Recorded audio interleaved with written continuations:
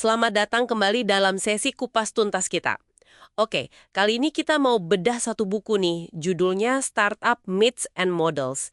Ini isinya daging banget buat siapa aja yang lagi atau mungkin kepikiran mau bangun startup. Misi kita kali ini, bongkar mitos-mitos umum seputar startup, terus kita gali kebijaksanaan praktisnya, terutama soal gimana sih nemuin keseimbangan itu. Betul sekali. Dan buku ini pakai analogi yang menarik loh. Kerangka perjalanan pahlawan atau Hero's Journey dari Joseph Campbell. Analoginya pas banget karena ya bangun startup itu kan kayak petualangan ya. Penuh liku-liku, nggak terduga. Bukan cuma grafik naik terus kayak di presentasi. Ada tantangan internalnya juga bukan cuma dari luar. Nah, itu dia. Fokus kita hari ini adalah nemuin yang namanya jalan tengah, itu istilah dari bukunya, untuk keseimbangan dalam menghadapi tantangan-tantangan tadi. Oke, siap ya? Mari kita mulai kupas lebih dalam. Mitos pertama nih yang sering banget kedengeran, mitos #18 soal kerja keras gila-gilaan. Buku ini setuju sih, startup itu emang berat, tapi menariknya gini, stres terbesarnya itu seringkali bukan cuma dari jam kerja panjang, tapi dari ekspektasi yang ya ampun kadang nggak realistis, entah dari kita sendiri, tim, atau investor.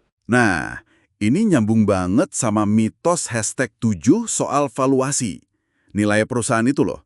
Valuasi tinggi itu kan bukan sekedar angka ya. Itu jadi kayak janji gitu. Ekspektasi gede yang harus dipenuhi. Dan beban buat memenuhi ekspektasi ini, entah soal valuasi, target pertumbuhan, atau bahkan hal dasar kayak bisa bayar gaji tepat waktu aja, itu bisa jadi sumber stres kronis. Nah, disinilah jalan tengah yang pertama tuh kepake banget. Gimana caranya nyimbangin ambisi gede sama kewarasan, sama ritme kerja yang ya berkelanjutan lah. Bukan cuma kerja keras, tapi kerja cerdas secara emosi. Oke. Terus gimana soal strategi? Ada kan nasihat populer, mitos #11, fokus, fokus, fokus. Kedengerannya sih bagus ya, tapi buku ini ngingetin juga, kalau terlalu kaku fokusnya, kita bisa aja loh kelewatan peluang emas di tikungan. Contohnya kayak Microsoft tuh. Awalnya kan fokusnya ke bahasa pemrograman basic, tapi mereka berani belok masuk ke sistem operasi. Tapi di sisi lain, ada juga mitos kebalikannya. Mitos #14. Gagal cepat, berputar haluan cepat, fail fast, pivot quickly. Populer banget ini. Nah, buku ini malah ngasih saran beda. Gagal perlahan, berputar haluan hati-hati. Fail slowly, pivot carefully. Maksudnya gimana? Ya kadang ide awal itu perlu dikasih waktu dulu buat nafas. Biar kita benar-benar paham pasarnya, sebelum buru-buru ganti arah. Contohnya Gnipi itu.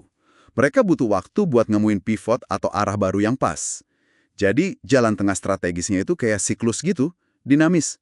Kita fokus dulu sama rencana awal, terus secara sadar kita eksplorasi, cari-cari sinyal peluang baru.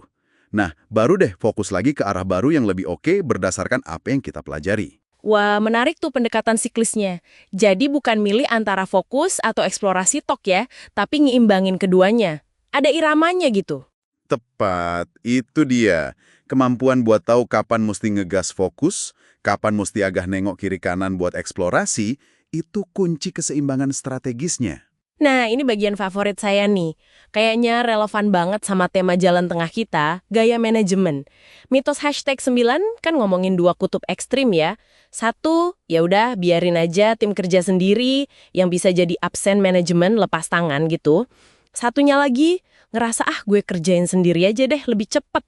Nah ini jadi micromanagement, terlalu ngatur detail. Bagus banget.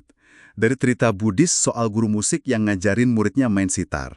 Kata gurunya gini, kalau senar ditarik terlalu kencang, ya putus. Kalau terlalu kendor, malah nggak bunyi. Ini metafora yang kuat banget buat kepemimpinan kan? Jangan terlalu ngontrol sampai orang nggak bisa kreatif, tapi jangan juga terlalu lepas sampai nggak jelas arahnya.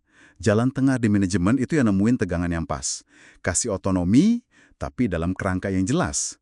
Biar tim bisa ngeluarin musik terbaiknya. Dan ini butuh kesadaran diri yang tinggi loh dari pemimpinnya. Buat terus-menerus nyetel tegangan senar ini. Wah, dalam banget itu metaforanya, kena banget. Keseimbangan ini berlaku juga buat waktu kan? Timing. Kayak mitos #3 yang bilang harus jadi yang pertama masuk pasar, first mover. Betul. Buku ini justru nyaranin timing jalan tengah. Seringkali posisi terbaik itu bukan pas paling awal saat pasar belum jadi, tapi pasarnya lagi mulai tumbuh kenceng di growing phase gitu. Nggak terlalu dini sampai kita harus edukasi pasar sendirian, tapi juga nggak telat pas udah rame banget persaingannya. Mirip konsep kurva Goldilocks lah, nyari yang pas. Nggak kepanasan, nggak kedinginan. Dan konsep pas ini berlaku juga pas mikirin exit ya, jalan keluar buat investor sama pendiri. Tentu, tentu. Ada mitos hashtag 15 tuh. Keyakinan buta kalau besok pasti nilainya naik 2 kali lipat. Nah, itu bisa jadi jebakan. Valuasi startup itu sangat dipengaruhi siklus pasar, namanya startup market life cycle. Jadi kadang lebih bijak jual pas valuasi lagi nanjak, daripada nunggu di puncak, malah kejebak pas pasar turun. Terus ada lagi mitos hashtag 17, soal secondary sales. Itu loh, pendiri atau karyawan awal jual sebagian sahamnya ke investor lain sebelum ada penjualan penuh atau IPO. Nah, ini bisa dilihat sebagai jalan tengah juga, buat dapat likuiditas, dapat uang tunai gitu, tanpa harus nunggu exit final. Kasih fleksibilitas finansial lah di tengah perjalanan panjang.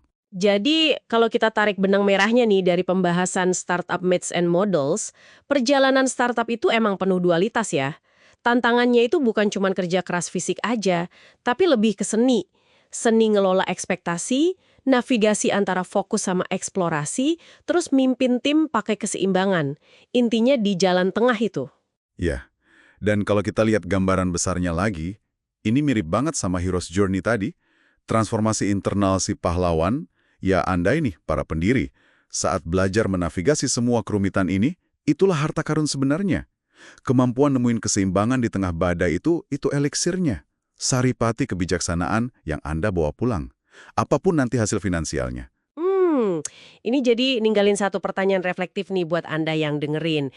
Dalam tantangan apapun yang lagi Anda hadapi sekarang, mungkin lagi belajar, kerja, atau lagi bangun sesuatu, di mana ya kira-kira Anda bisa menerapkan prinsip jalan tengah ini supaya bisa nemuin keseimbangan yang lebih bijak dan kemajuan yang lebih berkelanjutan gitu. Ya, sebuah pertanyaan untuk direnungkan ya. Sampai jumpa lagi di sesi kupas tuntas kita berikutnya.